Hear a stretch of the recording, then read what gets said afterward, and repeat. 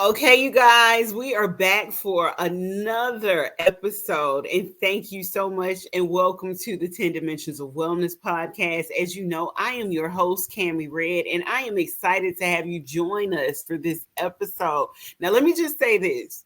If you listened to this podcast 5 years ago, you're going to know who this guest is. Okay. So, on this episode, as we continue to explore the diverse aspects of wellness, today we are reintroducing you back to mental health specialists and one of our speakers and coaches for the virtual wellness summit. And you all know her. Her name is Kaye Henry. Kaye is a dedicated advocate for mental health and brings a wealth of knowledge and experience to the table. Through her work, she inspires others to prioritize their mental well-being, break down stigmas, and embrace tools and practices that promote a healthy mind. Now, in today's conversation, Kaye is going to share some valuable insights on how we can all support mental health and navigate our mental health and navigate life's challenges with resilience and grace. So again, let's see. Welcome back to the show, Kaye. Hi, people. How are you? How's everyone feeling today? Oh, that's a good question. That's a really good question. I was grooving to the music that was going on before, so I was like, do. All right, you guys. I know y'all can't hear the music, but it's in my spirit right now. Just letting y'all know.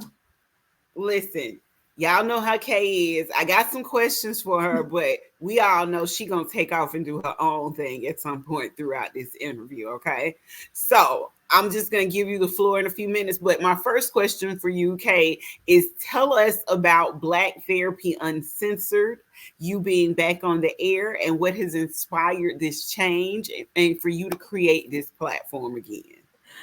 Okay, so Black Therapy Uncensored is my brainchild that came about in COVID. Like everybody was doing a podcast. A lot of people are still doing podcasts, but I was one of the first people in that cohort of like, hey, people are in their house. There's nothing better to do, so they should listen to me.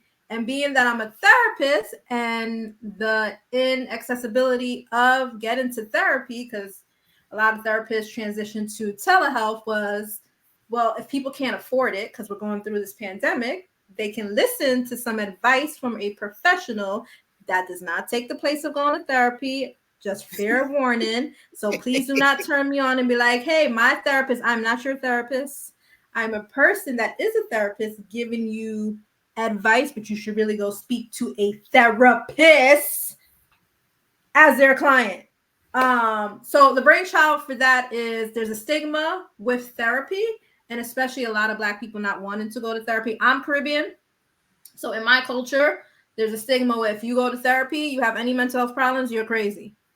And I created Black Therapy Uncensored to let people know you're not crazy if you go to therapy. We all need to talk to someone. We all have mental health issues. We're all a little crazy in our own way.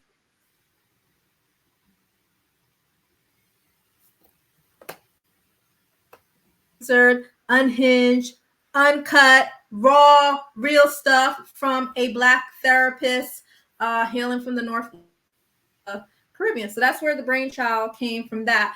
So COVID, I had a lot of time to create this podcast and release episodes. I had nothing but creativity going on because when I'm in my own space, I'm very creative. It's just when I'm around other people that drains my energy. So then it took a pause because I had to actually go back out to work. Yay, but nay. And so then recently I was just like, you know what? I'm going to take a go at it again and use all the things that I acquired during COVID for those 4 years and try to, create new episodes from that.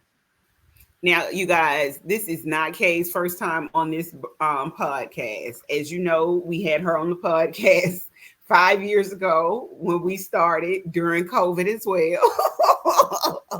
So, as you see, this is one Those of our good times. Yes. This is one of our returning speakers to the virtual summit, but also she's a returning guest on the show. So we're just excited to have her. Now, Kay, your focus is on mental health. What specific aspects of mental health do you emphasize in your work? So in recent times, I realized, and we're adults. I don't like working with adults. Working with children and adolescents. I'm gonna explain this before someone gets on here and say, well, how could you be a therapist that doesn't like working with adults? Because adults, you voluntarily come into therapy. No one is forcing you unless you have a psychotic episode. So when you come in there and you don't have goals and you don't want to work, a therapist like me gets annoyed because no one forced you to be here. Whereas with children and adolescents, 9 times out of 10 is somebody who referred them to therapy and told them that they need to be in therapy. So I have a little bit more patience with them. Also, if I tell a kid, hey, between this session and next session, do this, they'll go and do it. Adults give me a ton of excuses for why they can't do stuff. Time, money, I'm tired, my baby daddy, my baby mama, this, my mommy, my daddy.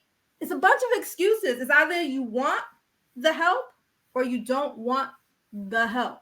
I get it. It's tough. And everyone's coming from a place of trauma. Everyone's coming from the dysfunction.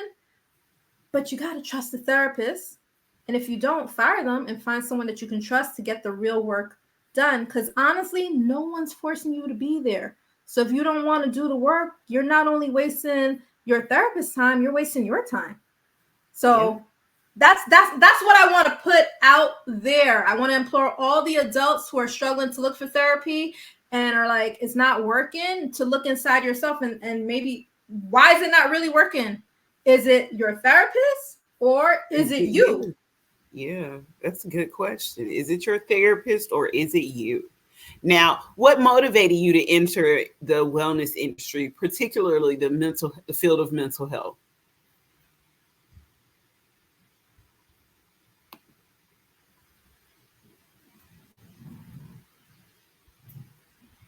Did you hear me?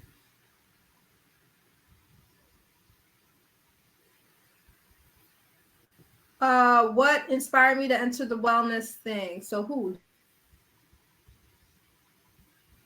how far back do I go? I was born in 1980s. I always wanted to be a doctor. I saw someone like me, my senior year of high school, taking a class outside of high school that I was just like, ooh, and we did personality testing. If you know me, well, part of the reason I'm a therapist, I like to pick people apart. I'm very observant and I will sit in a space and I could tell you in like 10 minutes about everybody and be very accurate. A lot of people don't like that because they think I'm being judgy. But if you're not honest with yourself, you would think I'm being judgy. So from that class, I started to shift gears. So it was no longer like the priority was being a doctor. It was just like, oh, we got to treat the mind before we treat the physical. And those two go hand in hand. So I wanted to more focus on the brain and less so. And I figured like if we could fix this, what's going on up in here in our head, all the rest of us will fall into place. So that's really why I got into wellness. And I just generally want to help people. So I think part of that is, and any client could tell you, is I'm real. And some of them might think I'm harsh, but it's because I want to help you. I see the potential in you. So when you come into therapy and you're like, this is your goal, I'm going to hold you to the fire to accomplish that goal. Don't tell me you want to accomplish a goal because, baby, we're going to accomplish that goal. I love it. You tell me I want to lose 20 pounds. Hey, what are we going to do to lose 20? Cool. Every week, what did you do this week to move towards that goal? You did it? Let's start all over again. So I push my clients, and I get it. Some people aren't ready to be pushed. So that's where I'm being harsh comes in. Yeah, whatever. I've been in the game for 18 years. So at this point, then I'm not the therapist for you. If your goal is to still be at point 1 3 months later, then I'm not the therapist for you. I get that. I love that. Now, you mentioned helping people become better versions of themselves. Mm-hmm. Can you share a success story that particularly stands out to you? Out of my 18 years, Cammy, there's so many clients. I know it, but do it without naming names. No, I'm not gonna name anybody as HIPAA. I follow HIPAA very strongly. Some successes that I've had with people becoming better versions of themselves. So, for example, I'm very good at helping people, and I probably should lean into this more, like career aspect wise, like figuring out, like troubleshooting where they're stuck at in their career and getting them to a different point, either reevaluating their career or leaving a job that's not working for them and really getting outside of their comfort zone, zoning in on their skills and finding the job that speaks to that. So I've had several clients who started with me and they were miserable at their job. And I'm just like, why are you there? Oh, finances. Okay. What can you do? Stay there. But what can you do while you're staying there to move towards your goal and live the life that you want to live? So things of that nature. People that were hell bent on, I'm not taking medication, blah, blah, blah, blah, blah, saw a psychiatrist, and we had a better response in therapy, because the way I sell medication is, listen, it's not permanent. It's a temporary relief so that we get the work done in therapy so that you can function from day to day. If you do need it forever, that's one thing. But right now, let's just look at it temporary from every 90 days, and you get reevaluated on that. So I've had success stories with that, where I've had people come into therapy like, hey, I've been to a therapist before. What is that you could tell me? And I present as very young. I'm not young people, but I present as very young. I've had a lot of people think, because they assume I'm young, that I don't know what I'm talking about till they're in therapy with me for a while, and now they're sold on therapy. They're like, oh, you know what you're talking about. I've told other people about you, and then my referrals are going through the roof. So I don't like to toot my own horn, but toot, I'm really good at what I do. What advice would you give someone struggling to make a commitment to improving their mental health? Stick with it. Stick with it. First and foremost, you need to find a therapist that understands you. Every therapist is not for you. I'm not the therapist for everybody. That's what I literally tell clients. My private ones, the ones that are coming through the clinic and stuff like that, I don't really tell them that, but they can fire me if they want to. If it's not working for you, honestly, and you've been sticking with it, fire your therapist. But have an honest conversation with them before you do that. Tell them what is not working. Tell them what it is that you need. And then see going forward if some changes are made. And if they're not, you can always fire your therapist. I empower clients. If it's not working for me after some point, fire me. I'm okay with that, because I want to be the stepping stone to you getting better. And if better is finding somebody else, then go ahead and do that. So someone that is, ambivalent about therapy, start with that first. Also, really, what is it? How do you want to feel different? Right? So you know how you're feeling right now. Going forward, how do you want to think, feel, behave? When you can identify that, then it's a little bit easier to commit to therapy. It goes back to what I was saying, where adults come into session, they think they have these goals, and it's just like, they're not realistic goals. Like, I don't have a magic wand where I fix people. People think I do. I don't. Mm-hmm. I'm a psychotherapist, not a psychic. There's two different things. But you have to have tangible goals that are realistic to work towards in order to make therapy work and to commit yourself to it. And again, let me break down therapy. It's once a week for about 45 minutes to an hour. You got to make time for that. This is not when I feel like it. It's not a drop-in thing, because you're not going to make any change by doing it when you feel like it. You have to commit yourself to every week for 45 minutes. When you're consistent enough, then your therapist can be like, let's meet bi-weekly, let's meet monthly, let's do as needed. So that's the advice I give to people. You got to stick with it initially in the beginning in order to make it work for you. Okay. Now, in your experience, what role does communication play in mental health, both in personal growth and in the therapeutic setting? Communication in what way?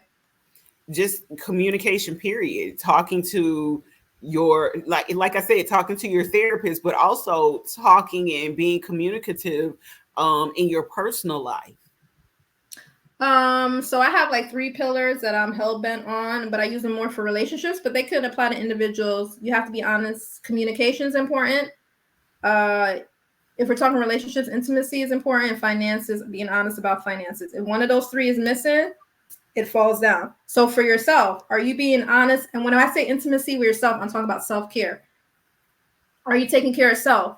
Are you communicating your needs to yourself? Are you financially sound or getting somewhere where you need to be? We can apply those 3 pillars that I use in relationships to ourselves. Communication is very important. People don't know how you think and feel if you don't tell them. We'll hear a lot of people, well, they should have known. No, people are not mind readers. They don't know. And it's also the wording that we use. We can think we're communicating with words, and we're actually not using the right words to communicate what we need. Yeah. Go ahead. Yeah. No, continue with that. Okay, now you've emphasized in the past the importance of commitment, communication, and change in mental health. Can you elaborate on how these 3 elements contribute to wellness? You got to be committed to change, and you got to communicate the change that you want. So we're talking about being in therapy, which I'm assuming we're focusing on. You got to be committed to the change, and that commitment, not commitment, those goals can change, right? So when you set the goals, what is your commitment to those goals to elicit change over time? A lot of people think they're going into therapy and you're just talking. There's something called a treatment plan, and every, depending what state you live in and where your therapist is working, it's either every 90 days, it's every 6 months, or it's every year. Are we actively in every session working towards those goals and objectives that you set? So are you committed to the change? And are you communicating your needs to yourself and to the other people around you, especially your therapist? So as you see, when I came on here, I started off with, hey, how are you feeling, right? Yep. A lot of people can't tell me how they're feeling. They don't have the communication skills to tell you how they're feeling, or the words.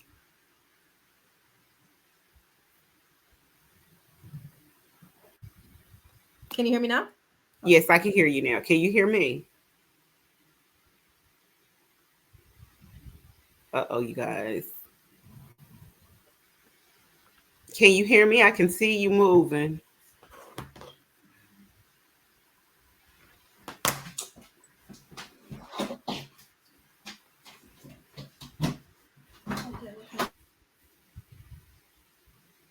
I think we lost Kaye for a minute. Hello? Can you hear me? What happened?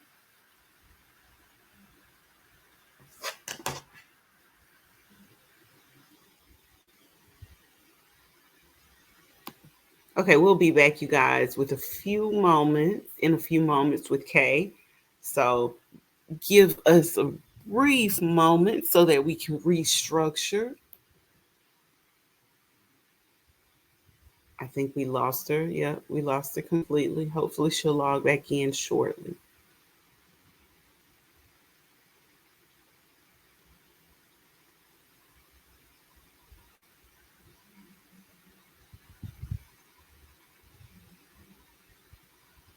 Well, while she's logged out, let's talk about her as a VIP coach on the 10 Dimensions of Wellness virtual summit. She will actually be sitting on our coaches panel, so you'll get an opportunity to sit in a breakout room and discuss with Kaye some information and ask some one-on-one questions if you're interested. So I advise you to go ahead and get your tickets. They're on sale now for $85. There she is. I think we got her back.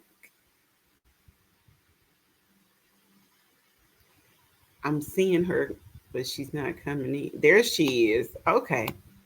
I think we got her back. Sorry. My apologies. Technical. The devil's a liar. All right. Now, my last question for you was, change can be difficult for many people. What strategies do you use to help your clients embrace change in their mental health journey?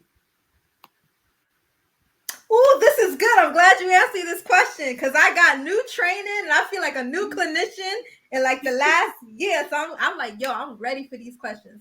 So I just recently I'm bad English. I'm sorry, people. I was recently trained in, my mama would be so upset with me if I said the sentence I was going to say before. I was recently trained in EMDR.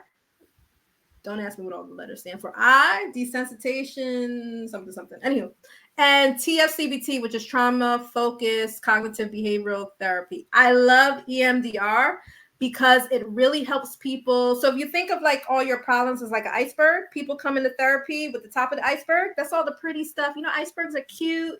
You see them in the water. You're like, oh my gosh, look at that. It looks so nice. But you got to flip it over, and all the stuff that's on the bottom is the stuff that I, as your therapist, is trying to explore and get to, which you don't want me to get to because it brings up stuff for you. So EMDR is beautiful because it's less work on me and more about the client actively doing work. And I've seen so many, when you ask about success stories, I actually should have started with that. That I've seen changes in clients where they come back in next session motivated because they're just like, listen, whatever you did last session, do that again. Because that felt good. They felt tingling all over your body. Like with EMDR, you can't deny what is happening in your body because all the stuff starts to bubble up and you can't suppress it like you've been suppressing it with talk therapy. People sit in therapy and lie. They don't lie. I mean, they lie. They lie. They lie. But with me as a therapist, I'm like, I know you lying. Other therapists might be like, buy that lie.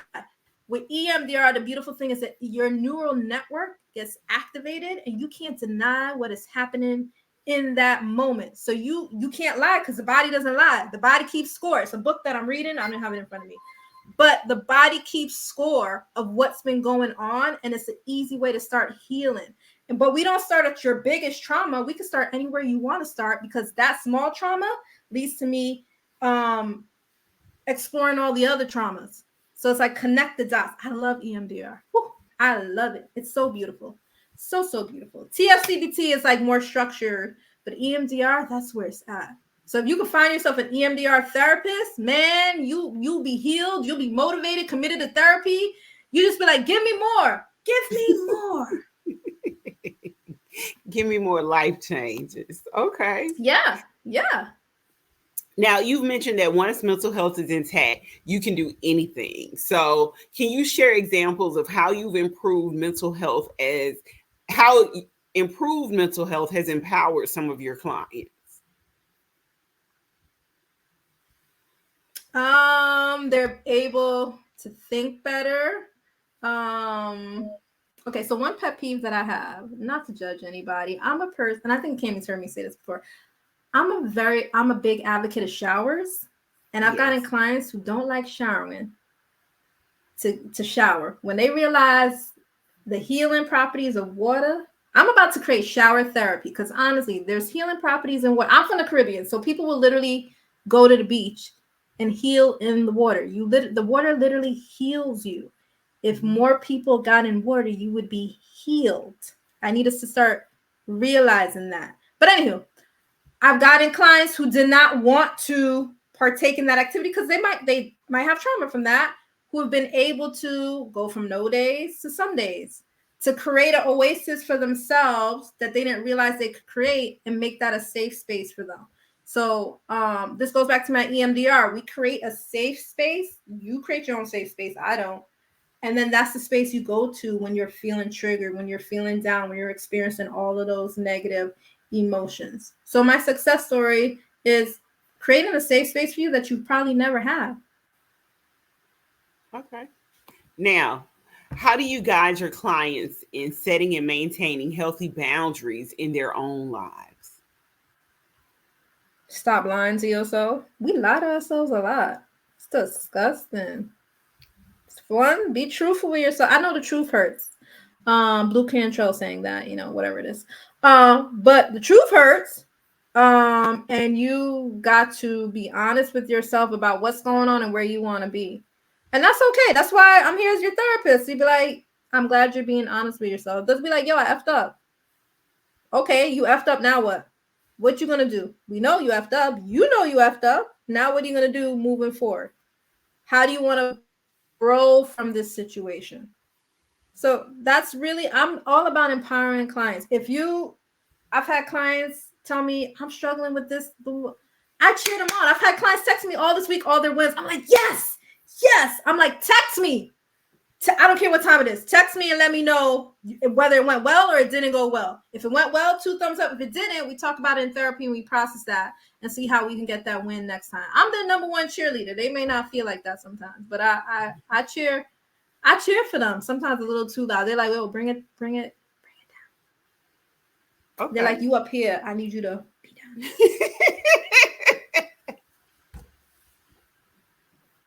I love what I do. I like helping people. I love it. Okay, for someone new to the concept of mental health wellness, where do you suggest they start? You mean like in therapy? Yeah, either in therapy or whatever. What are your suggestions? If I'm new to this space, where do I start? Okay, so answer yourself the question, what am I looking to get out of therapy?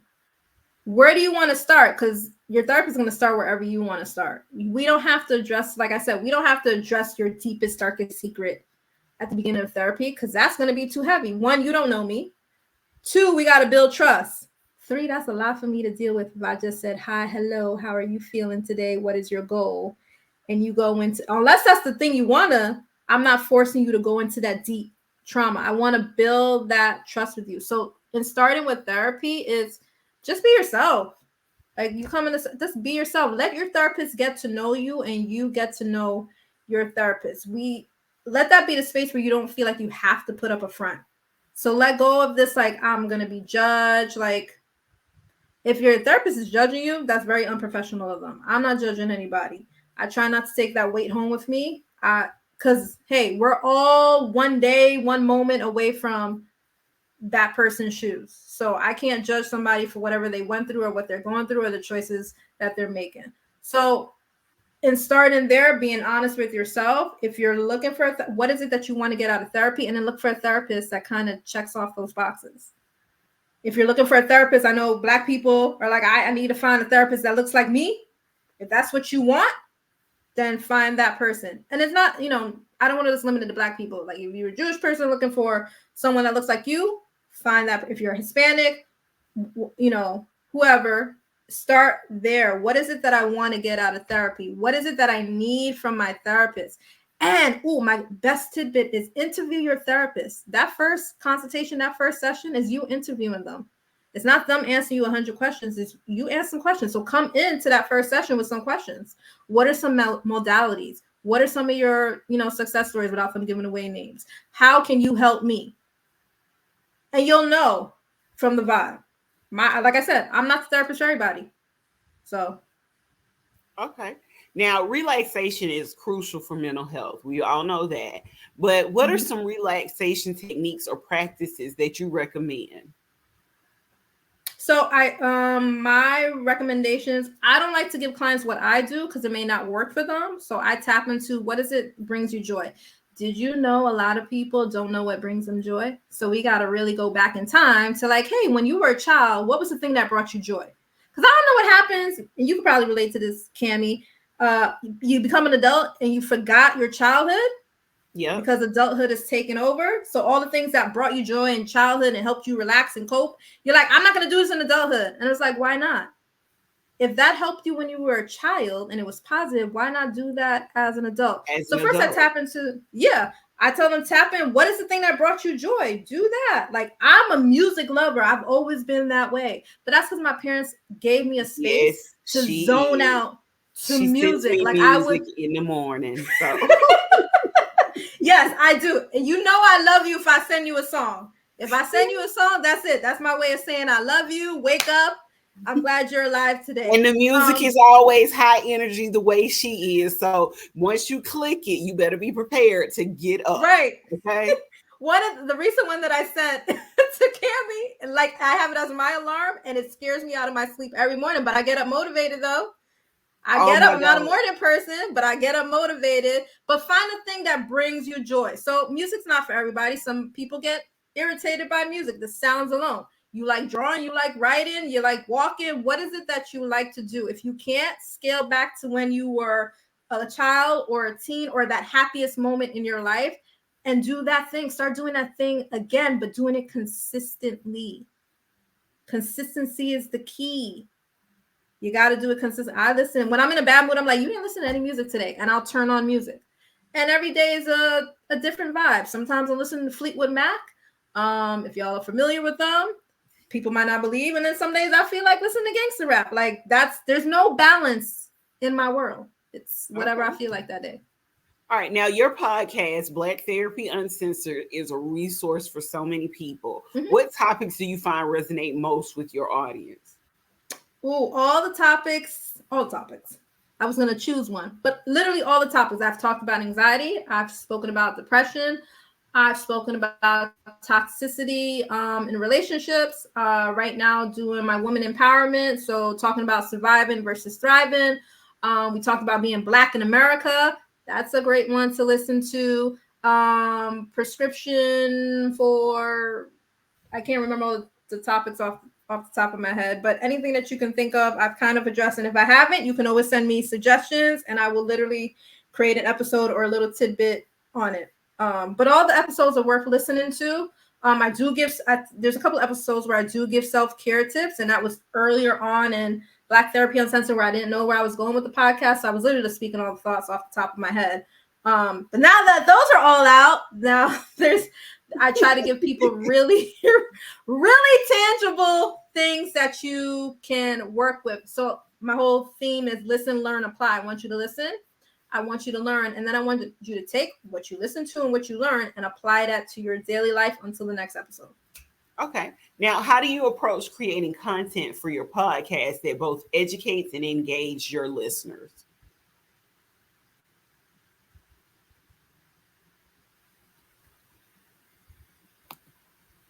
Can you repeat that one more time?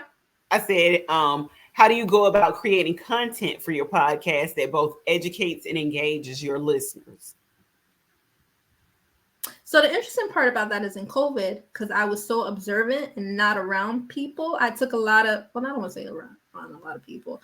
I took what I observed and made those into episodes. But now I'm taking a lot of my group sessions and creating them into episodes. So it's kind of like being in group therapy, just without the group.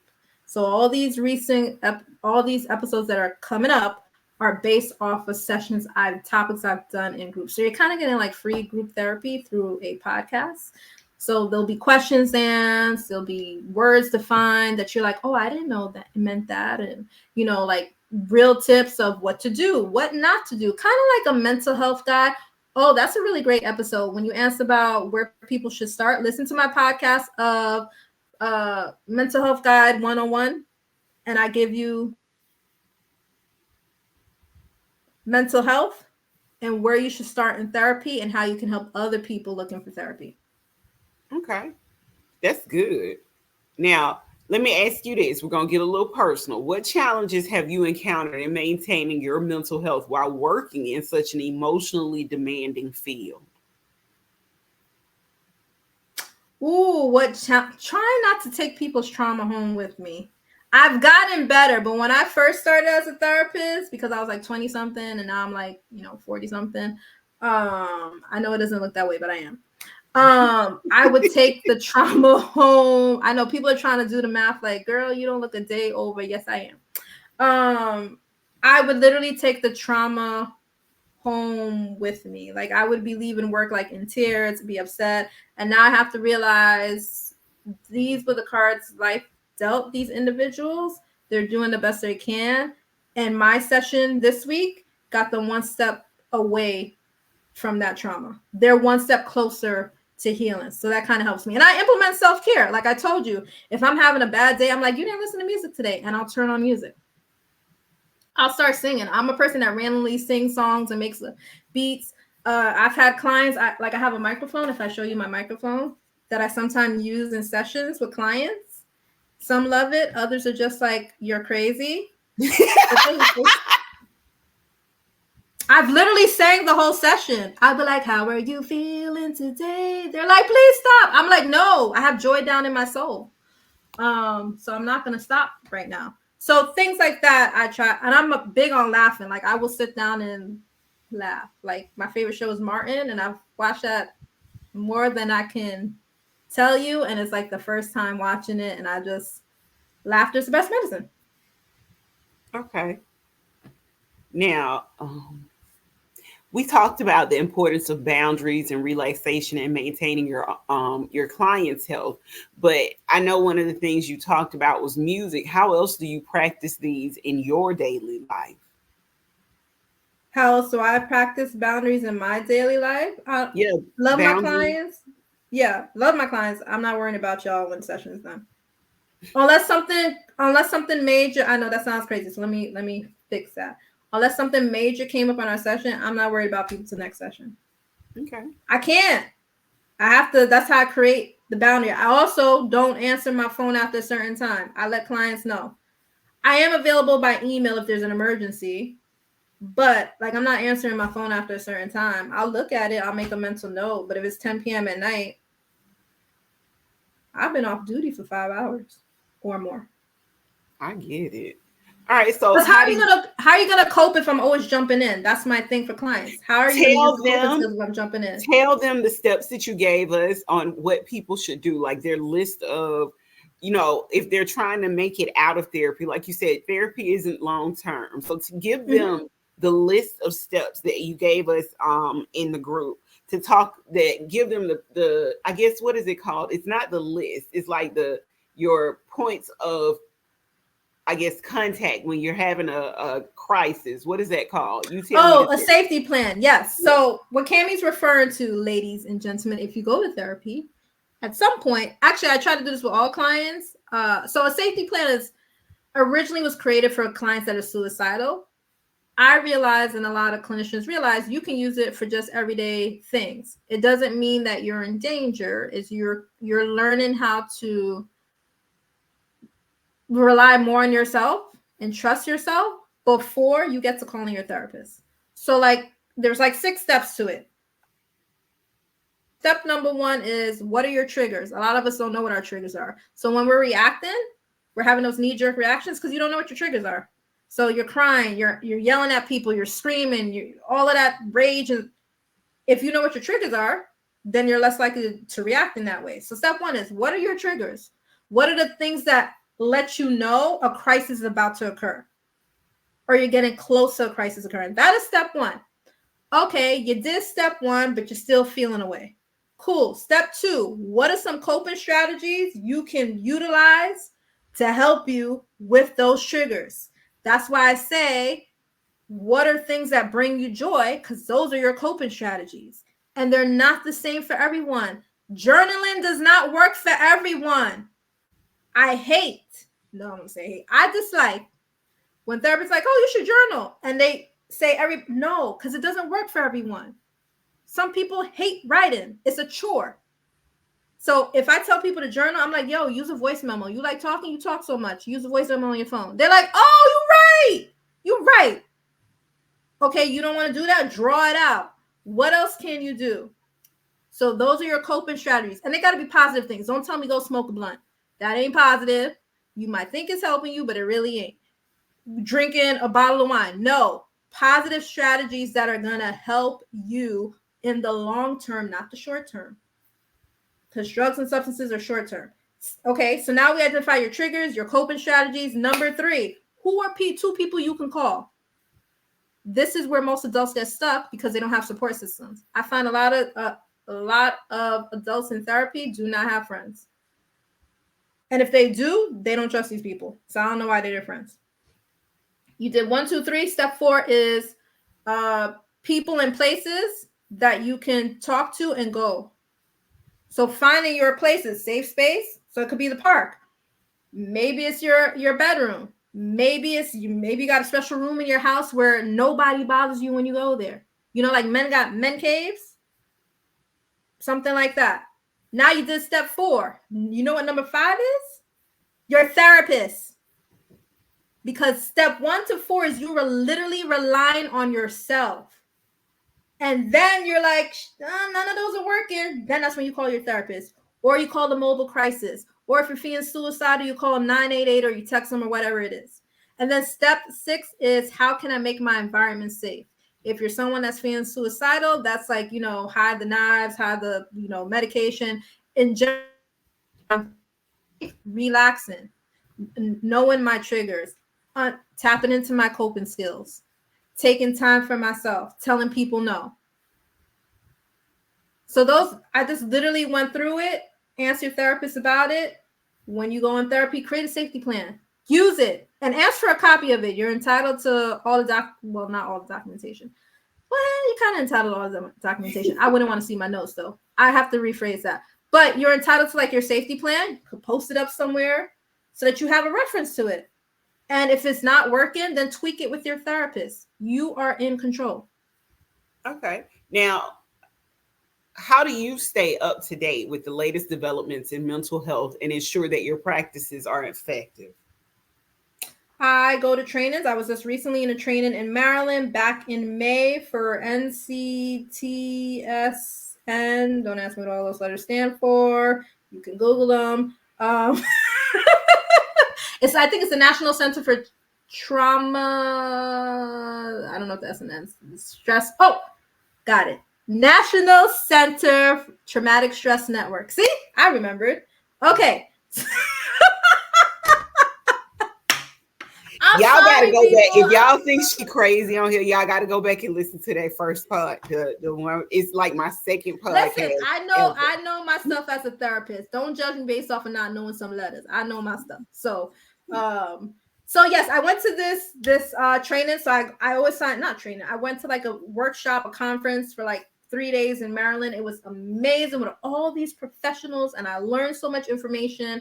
I'm always willing to sign up to learn a new modality. Like I told you, I'm training EMDR and TFCB2, and I'm probably going to go for it and get certified in both of those, which means that I can go around and, use my professionalism and train other therapists and get more clientele. So I'll let Cammie know when that happens, because I can already see the wheels turning in her head. So that is how, and I'm also now reading, and I don't have the book in front of me, but The Body Keeps Score. So I usually try to read like one psychology book. I'm trying to get back in the practice of reading one psychology book a year. And then at some point I may do my PhD, but that's on the, why did I think you were getting ready to say one psychology book a month? But you said a year. I said a year. A month is a lot, Cammie. It's a lot. But I'm reading Body Keeps Score. That's a thick book, and I'm actually reading it with a client. I'm reading it with clients, so she got her book before me, so we're reading it together. Because we're gonna use it in a session. So. Okay.